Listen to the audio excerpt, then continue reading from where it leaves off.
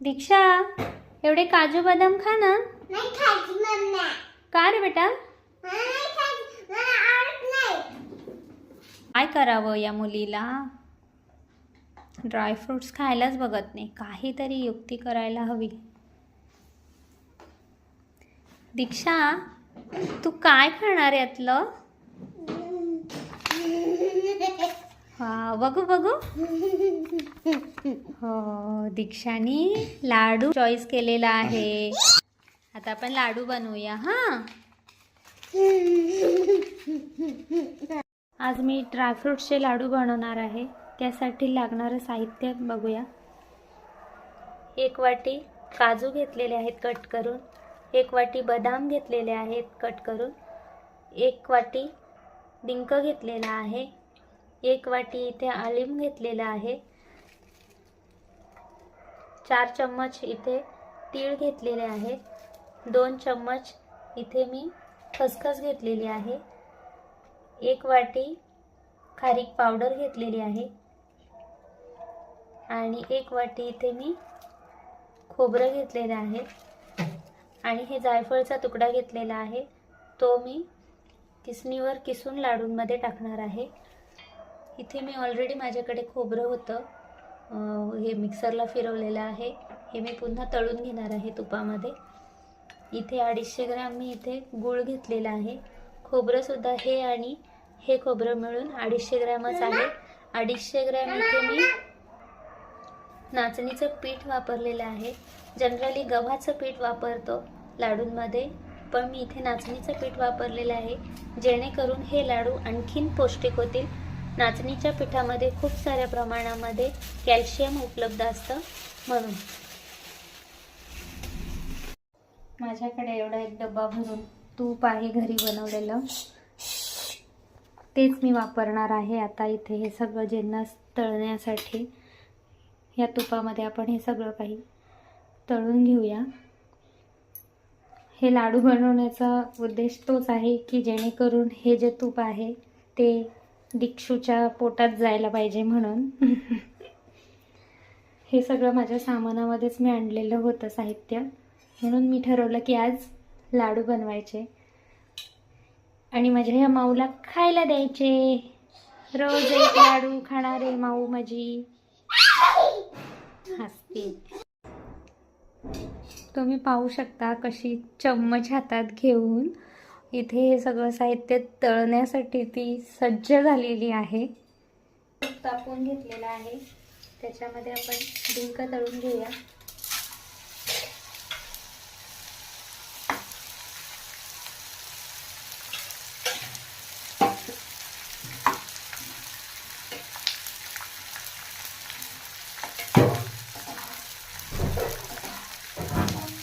डिंक यासाठी अगोदर तळला कारण डिंकाला जास्त तूप लागतो आणि डिंक तळून झाल्यानंतर त्याच तुपामध्ये आपण एक जिन्नस तळून घेऊया. पाहू शकता किती छान फुलून आले आहेत आणि त्याला छान असा कलर सुद्धा आलेला आहे वेगवेगळा.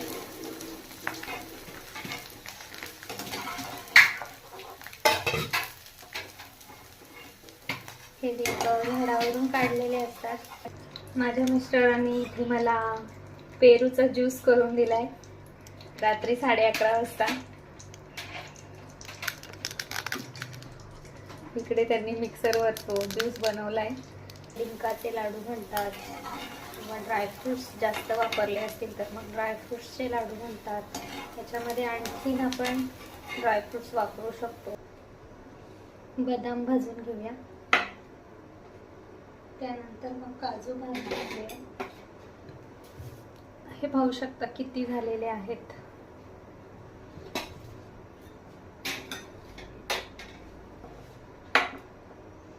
आता हे तेल जास्त आहे, पण आता आपल्याला आणखी एवढं जिन्नस भाजायचं आहे, त्यामुळे मी हे तसंच ठेवते आणि सगळं ॲट ए टाइम टाकते, म्हणजे आपलं काम पण जरा फास्ट होईल. पाहू शकता किती छान ते तुपामध्ये सगळे बुडालेले पौष्टिक लाडू आहेत. सकाळी जर एक लाडू खाल्ला ना तरी दिवसभर एनर्जी पुरेल, इतकी एनर्जी मिळते त्याच्यामध्ये. बाहेर जाणार असो तर आपण एक लाडू खाल्ला आणि गेलो तरी आपल्याला छान त्याची एनर्जी दिवसभर होते. पत्र तळल्यानंतर मिक्स करून घ्यायचं आहे. त्यामुळे हे मी सगळं हे एका भांड्यामध्येच काढून घेणार आहे. मी फक्त हे डिंक जे आहेत ते वेगळ्या भांड्यामध्ये काढलेले आहेत, कारण हे मी सगळं साहित्य आपलं जेव्हा एकत्र मिक्स होईल त्यानंतर मी हे वरतून टाकणार आहे, जेणेकरून डिंकाचा जो कुरकुरीतपणा आहे तो तसाच टिकून राहील आणि मग तो जेव्हा आपण लाडू खायला घेतो त्यावेळी दाताखाली असा डिंक आला की खूप छान कुरकुरीत लागतो. आता आपण या तुपामध्ये हे वाटीभर काजू आहेत ते भाजून घेऊया. तळूनच म्हणेन मी, कारण तूपच मी इतकं जास्त प्रमाणामध्ये घेतलेलं आहे त्यामुळे हे तळूनच निघतात त्यामध्ये. कोणी व्ह्यूअर्स म्हणते की तूप वापरतं का कोणी वगैरे, पण मला असं वाटतं की जेव्हा तळताना आपण जर तूप वापरलं ना भरपूर प्रमाणात तर नंतर लाडू वळवताना आपल्याला एक्स्ट्रा तूप घ्यावंच लागत नाही. हा व्हिडिओ होऊन जातो, मग बघणाऱ्याला सुद्धा त्याचा कंटाळा येऊ शकतो. हे मी आता काढून घेते. तुपाचा कलर चेंज झाला आहे, पण तो ड्रायफ्रूट्स तळले आहेत त्याच्या पावडरमुळे तसा झाला आहे. त्याच्यामध्ये आता आपण खोबरं तळून घेऊया. खोबरं तळायला खूप उशीर लागतो. तुम्ही असं काप करून तळून त्याचं बारीक करू शकता, नाहीतर माझ्याकडे जे अवेलेबल होतं असं हे अशा पद्धतीने करून नंतर भाजून पण घेऊ शकता. असं केलं की हे लवकर भाजलं जातं आणि असे काप केले की त्याला थोडा उशीर लागतो आणि मग ते पुन्हा थंड करून घ्यावे लागतात, कारण आपण गरम गरम मिक्सरमध्ये नाही फिरवू शकत. त्याच्याने आपला मिक्सर खराब होऊ शकतो. मग नंतर याला थोडं गार करून घ्यायचं आणि मग मिक्सरला फिरवून घ्यायचं. खोबऱ्याला पूर्णपणे सोनेरी रंग आलेला आहे.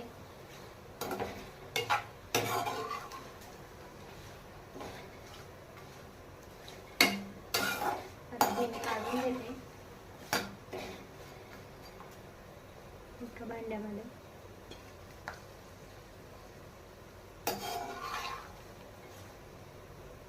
अशा पद्धतीने मी सगळं काढून घेतलेलं आहे, बघू शकता. आणि आता गार करून घेणार आहे. खोबरं आपलं गार होत आहे तोपर्यंत मी बाकीचे जिन्नस तळून घेते, बघू शकता.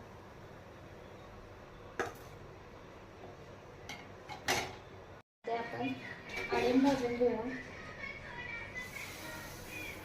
ही आळीम आहे ना, जेव्हा आपण दुकानातून आणतो त्यावेळी व्यवस्थित ताटामध्ये घेऊन आणि त्याच्यामध्ये काही खडे वगैरे असं काही आहे की नाही ते सगळं व्यवस्थित प्रॉपर चेक करून घ्यायचं, नाहीतर त्याच्यामध्ये अशी माती वगैरे काही असू शकतं.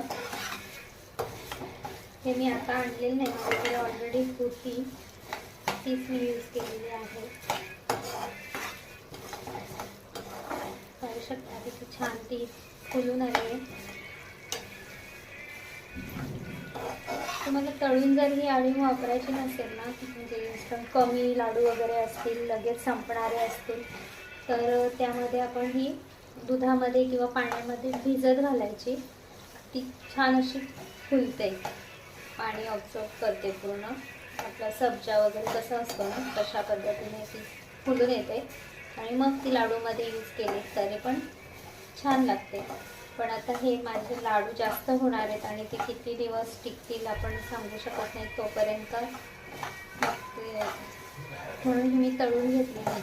अशी तळून घेतली तर ती कितीही दिवस टिकते, लाडू खराब नाही होत लवकर. आता याचा साधारण रंग चेंज झाला की आपण काढून घेऊ.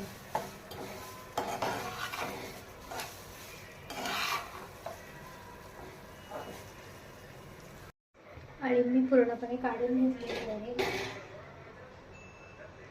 त्याच्यामध्ये आता आपण 3-4 चम्मच तुमच्या आवडीनुसार तुम्ही कमी जास्त करू शकता तीळ टाकून घेणार आहे.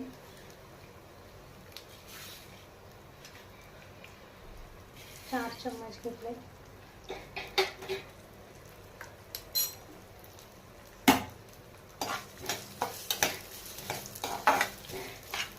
आणि तिळामध्ये 2 चम्मच एवढी खसखस घेणार आहे. ती सेपरेट तळली तर ती करपून जाईल म्हणून आपण यामध्ये ती ॲड करतोय. तुम्ही तुमच्या आवडीनुसार कमी जास्त करू शकता. खसखस शक्यतो कमीच वापरायची, त्याच्यामुळे झोप येते. झाला ते काढून घेऊया. आता आपण हे सगळं काढून घेऊया, कारण आता यातनं तूप बाहेर काढणं म्हणजे मुश्किल आहे.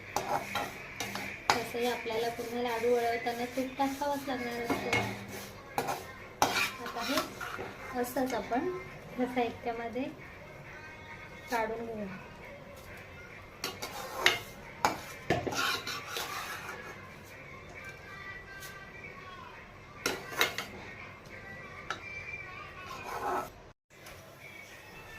बघू शकता की खारीक पावडर कशी तळून आली. अशी लालसर झाली आणखी की तिला आपण काढून घेऊया. जास्त करपली तर ती चांगली नाही लागणार.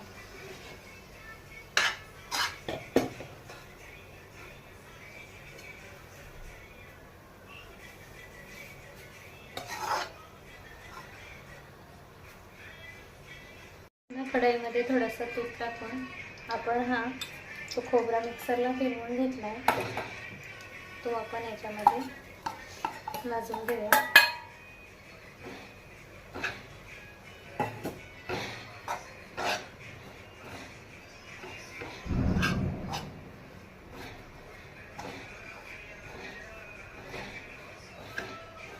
अशा पद्धतीने बनवलेला खोबरा लवकर भाजला जातो.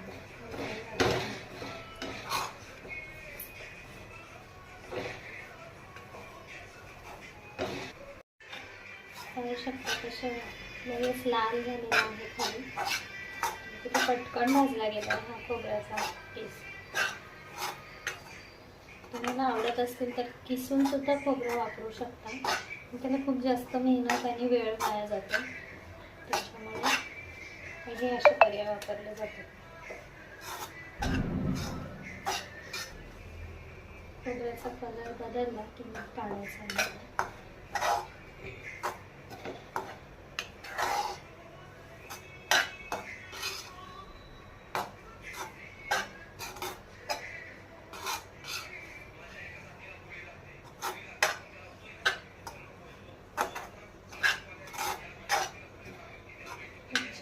इथपर्यंत भाजायचा आहे.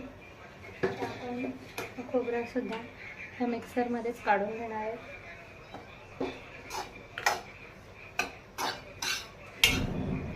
हे सगळे जिन्नस बघू शकता कसे झालेले आहेत. हे सगळं मी मिक्स करून घेतलेलं आहे, एकाच भांड्यामध्ये काढले. हे सुद्धा काढून घेऊ.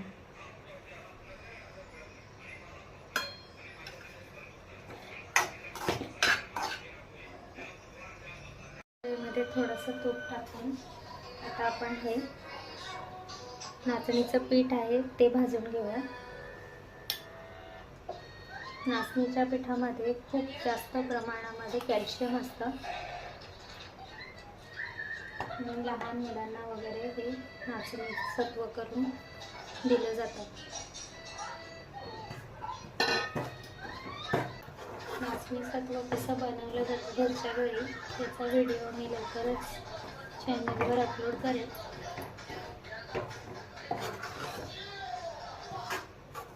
हे डायरेक्टली नाचणी दळून आणलेली आहे, ते नाचणी सत्व बनवलेलं नाही.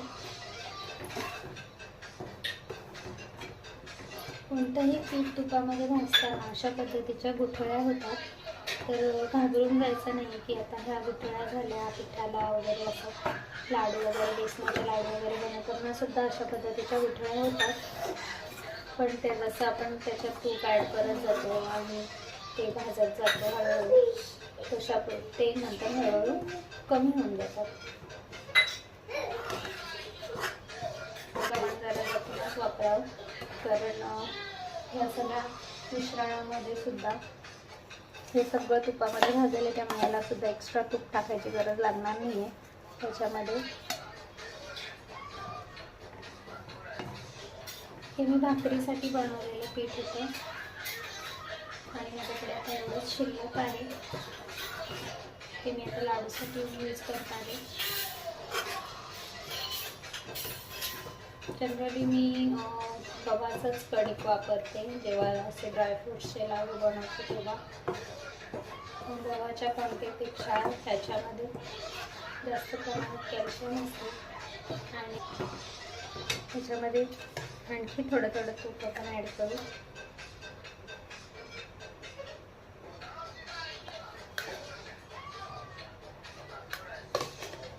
हे असं घट्टच तूप जरी टाकलं ना पिठामध्ये तरी सुद्धा चालतं, कारण ते पिठामध्ये हे होतं, पीठ गरम झालेलं असतं ना त्यामध्ये ते विरघळतात. असं आपण होतं करून घेऊ शकता, किंवा तुम्ही जर तूप वितळवून वापरणार असाल तर तसं वापरलं तरी चालतं.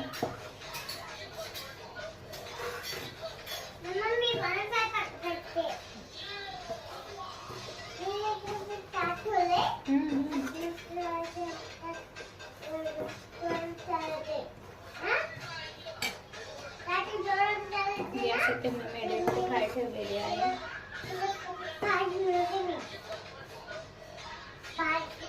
हे बघा ते तूप असं विरघळून जातं, ते जसं तूप गरम होतं तसं. नाही झालं तर आपण असं थोडंसं सोडून देऊ शकतो त्याला.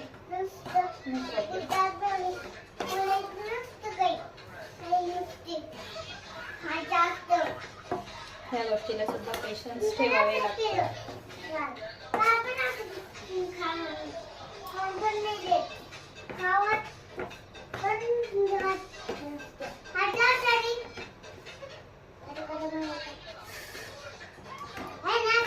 हो हो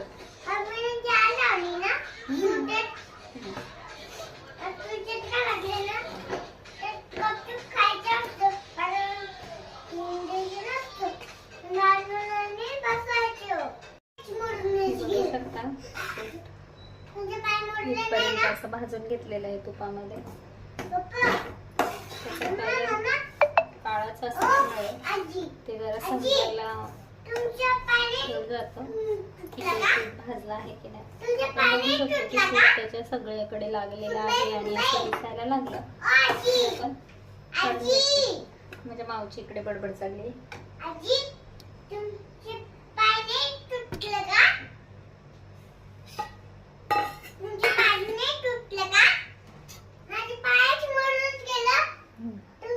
बसली आणि माझ्या ज्या वाट्या रिकाम्या झाल्या त्या सगळ्या तिकडे घेतल्यात, लावल्यात आणि स्वयंपाक करते. ही आजीबाई अशी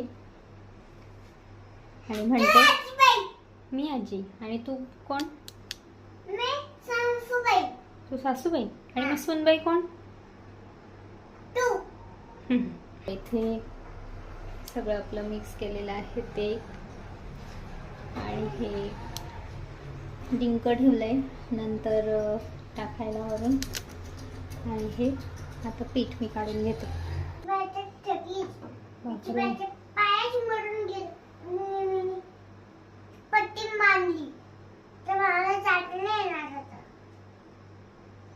मग झोपून घेता का तुम्ही आता?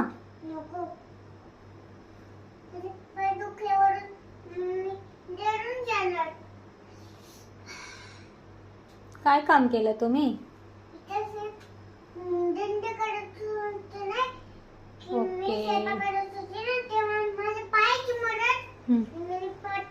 बघू शकता पीठ मी काढून घेते आता.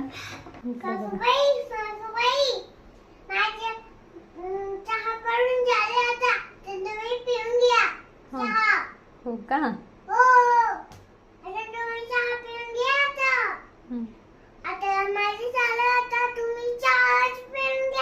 दोन वाट्या गव्हाचं पीठ घेतलेलं आहे जेणेकरून लाडूला बाइंडिंग व्यवस्थित येईल. कारण नाचणीचं पीठ जे असतं ते एवढं गव्हाच्या पिठा एवढं बारीक होत नाही, रवाळ असतं साधारण. त्यामुळे इथे मी थोडंसं तूप टाकून त्याच्यामध्ये 2 वाट्या इतकं गव्हाचं पीठ घेतलं आहे.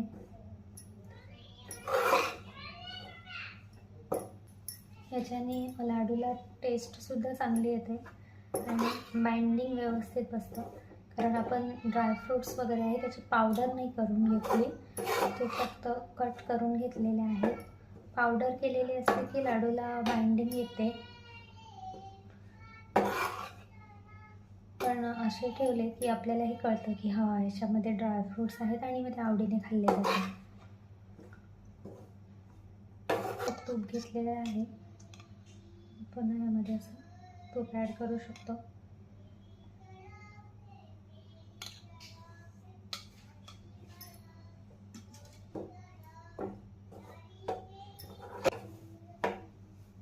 पाहू शकता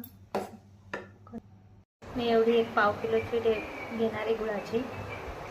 विळीने किंवा सुरीने आपण अशा पद्धतीने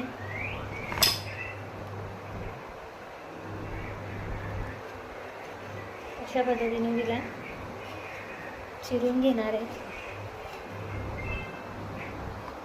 हा अशा प्रकारे गुळ चिरायला घेतला आहे मी विळीमध्ये, पण तेवढं तर मोबाईलची चार्जिंगसुद्धा कमी झाली आहे. गुळ चिरते तोपर्यंत मोबाईल चार्ज होईल पुढची व्हिडिओ शूट करायला. आणि माऊ बघा कशी चोरून गुळ खातीये, लबाड.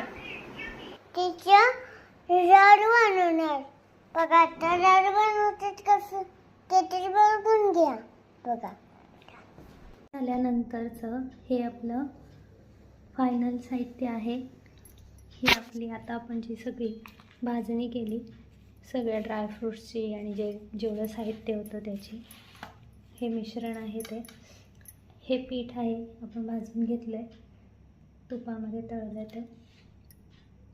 हे डिंक आणि हा 250 ग्रॅम गूळ घेतला आहे आणि हे तूप घेतलं आहे. आपल्याला जर लाडू वळताना तुपाची आवश्यकता लागली तर आपण हे तूप घेणार आहोत. ते आता आपण एकत्र मिक्स करून घेऊया. या भांड्यामध्ये सगळं साहित्य बसणार नाही, म्हणून आपण मोठ्या परातीमध्ये हे साहित्य आपण ट्रान्सफर करून घेऊया. पाहू शकता सगळ्या साहित्याला एक सारखा रंग आलेला आहे, त्यामुळे लाडूला सुद्धा खूप छान रंग येईल. आता यामध्ये आपण हे पीठ ॲड करून घेऊया. नाचणीचा पिठाचा रंग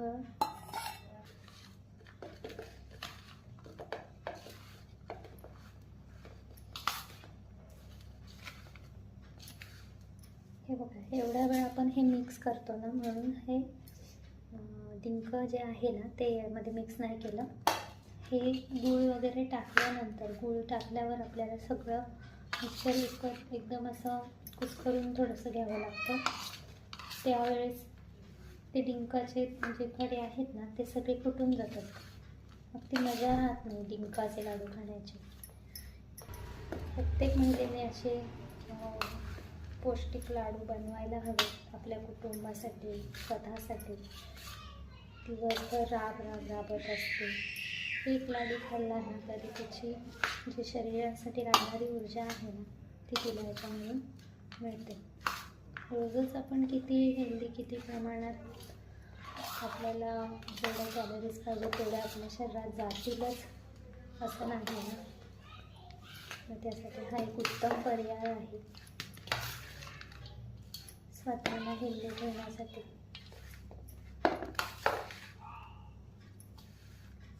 बाजारामध्ये किंवा ह्याच्यामध्ये खूप वेगवेगळ्या प्रकारचे लाडूंचे प्रकार आहेत, असंख्य प्रकार आहेत. आपण करू तितके थोडेच असतात. हा 1/2 किलो गूळ घेतलेला आहे, तो सुद्धा मी इथे ॲड करते.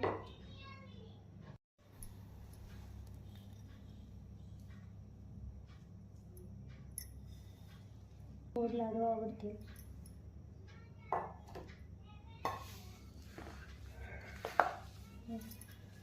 असे करून घ्यायचे आहेत.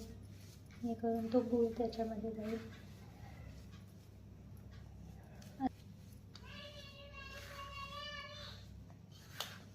अशा पद्धतीने मिक्स करून घेऊया.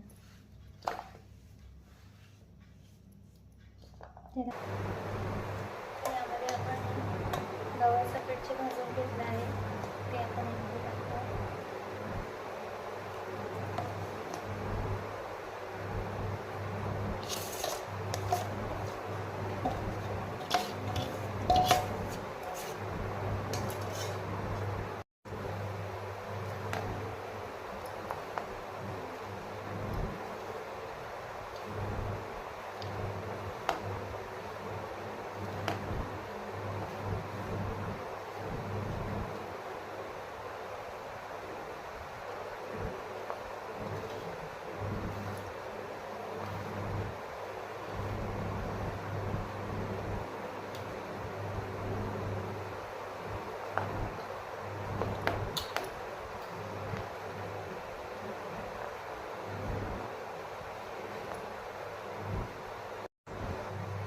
आता यामध्ये आपण हे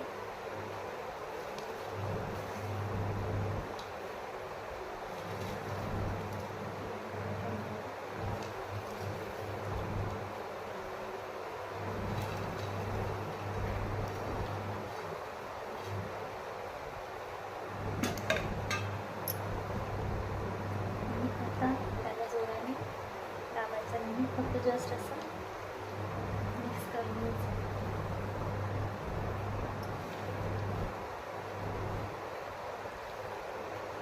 यामुळे लाडू असा कुरकुरीत आणि असा खुसखुशीत राहतो, म्हणजे असं खायला वगैरे चटकत नाही.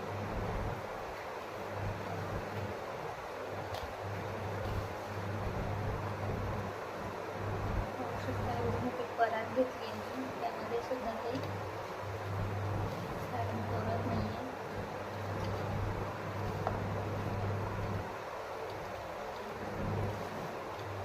डिंकाचं प्रमाण तुम्ही बघू शकता, असं सगळ्या याच्यामध्ये मिक्स झालं.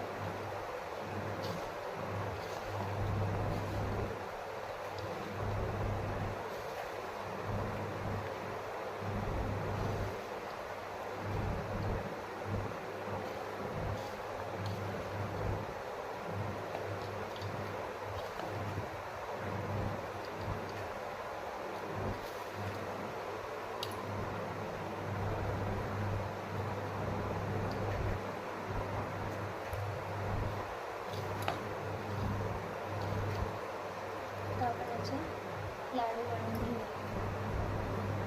आपल्याला हवं त्या प्रमाणामध्ये आपण त्याच्यामध्ये थोडं थोडं प्रमाणात तूप टाकून लाडू बनवूया.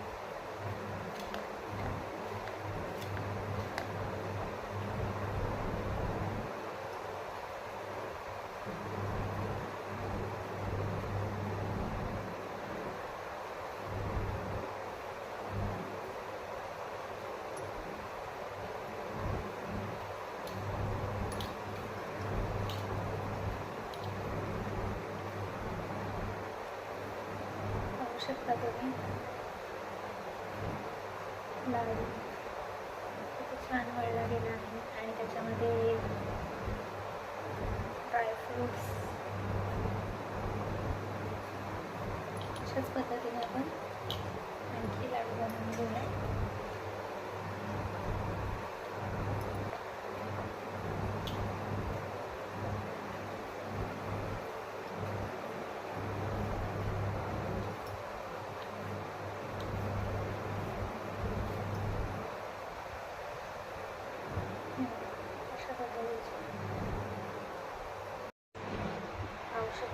अशा पद्धतीने ड्रायफ्रूट्सचे लाडू आपले तयार आहेत.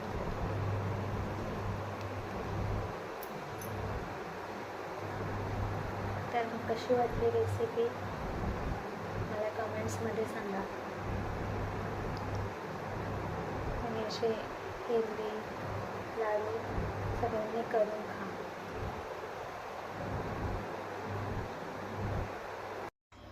पाहू पाहू शकता हे अशा पद्धतीने संपूर्ण लाडू वळवून तयार झाले आहेत। अत्यंत पौष्टिक असे हे नाचणीच्या पिठाचे लाडू तयार झालेले आहेत। तुम्ही सुद्धा अशा पद्धतीने लाडू बनवा आणि मला कमेंट्समध्ये सांगा। 1 2 ओके, बाय बाय।